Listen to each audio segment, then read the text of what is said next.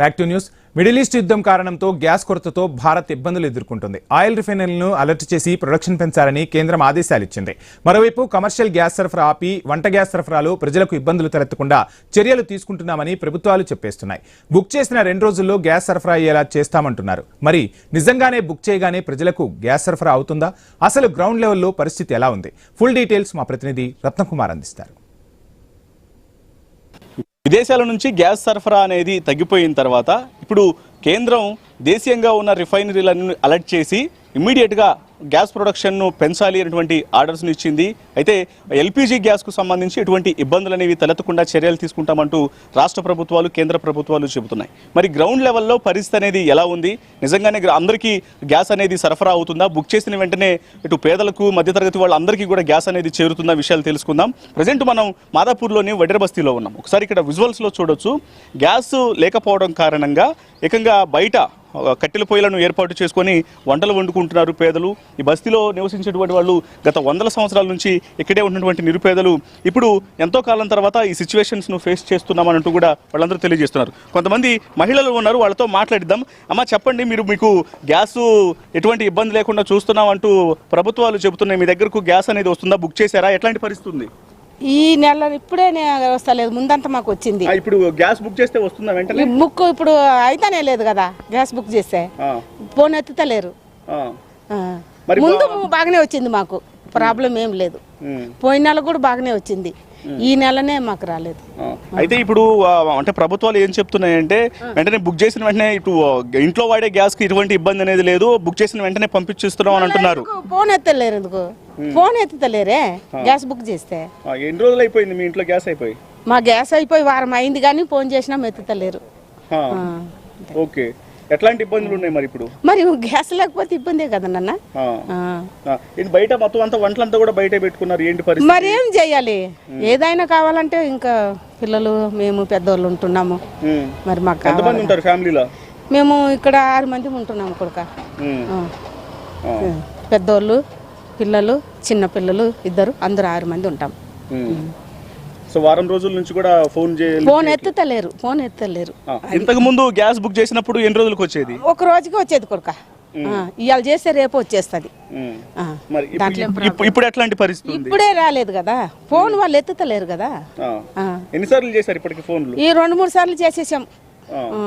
2-3 సార్లు చేసేసాం. ఓకే, అది రైట్.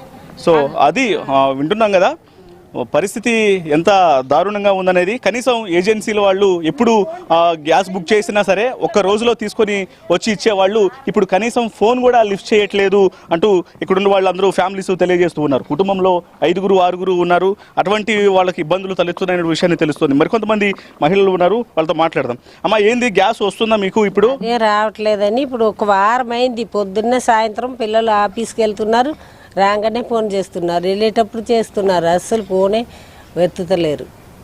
ఒక ఖాళీ గ్యాస్ బయట పెట్టినాం చూడండి, 2 గ్యాసులు బయటనే ఉంది.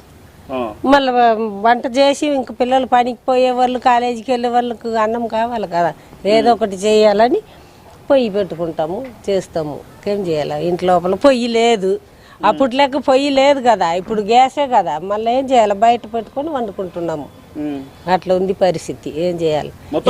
ఎంతమంది ఉంటారు మీ కుటుంబంలో? ఎంతమంది ఉంటారు? మా కుటుంబంలో మా పిల్లలు 2 కొడుకులు 2 వేరే ఉంటారు, మేము వేరే ఉంటాం. 3 కుటుంబాలు ఉంది, 3 మా ఇంట్లో.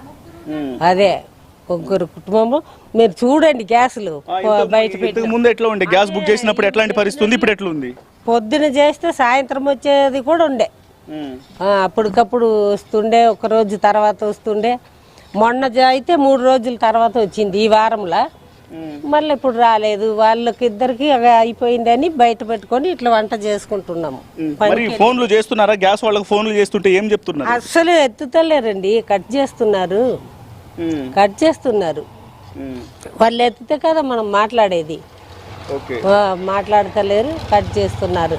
ఇవాళ పొద్దున్న కూడా చేసినాడు, మా మనముడు రాత్రి చేసినాడు. ఈ వారం అంతా అదే పని, చెయ్యి అని ఫోన్ చేస్తున్నాము. ఇక్కడ చూడండి గ్యాసులు, ఖాళీ గ్యాసులు బయట ఉంది, ఏం చేయాలి? సో అది పరిస్థితి.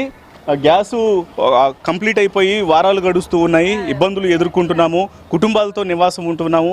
అలాంటిది ఇప్పుడు కనీసం ఫోన్లు కూడా ఏజెన్సీలు రెస్పాండ్ అవ్వటం లేదు. ఇబ్బందికరమైనటువంటి పరిస్థితుల్లో పొయ్యిలు పెట్టుకొని ఇళ్ల బయట వంటలు వండుకోవాల్సినటువంటి పరిస్థితి తలెత్తుతుంది. దీని మీద కేంద్ర రాష్ట్ర ప్రభుత్వాలేమో త్వరగా ఎటువంటి ఇబ్బందులు అనేవి లేకుండా ఇళ్లలోకి వంట గ్యాసులు సరఫరా అయ్యే విధంగా చర్యలు తీసుకుంటున్నాము. ఎటువంటి ఇబ్బందికరమైనటువంటి సిచ్యువేషన్స్ ఏమీ లేవు, తగినటువంటి నిల్వలు ఉన్నాయి, సరఫరాకు సంబంధించి ఇబ్బందులు లేవని చెబుతున్నప్పటికీ గ్రౌండ్ లెవెల్లో మాత్రం పరిస్థితి మరో రకంగా ఉంది. ఇటు పేదలు, మధ్యతరగతి వాళ్ళు గ్యాస్ వినియోగం చేసేటువంటి వంటలకు ఉపయోగించినటువంటి గ్యాస్ కూడా సరఫరా అవ్వక అనేక ఇబ్బందులు ఫేస్ చేస్తున్నటువంటి సిచ్యువేషన్స్ అనేవి కనిపిస్తున్నాయి. కెమెరా పర్సన్ వెంకట్తో రత్నకుమార్, మాదాపూర్ నుంచి.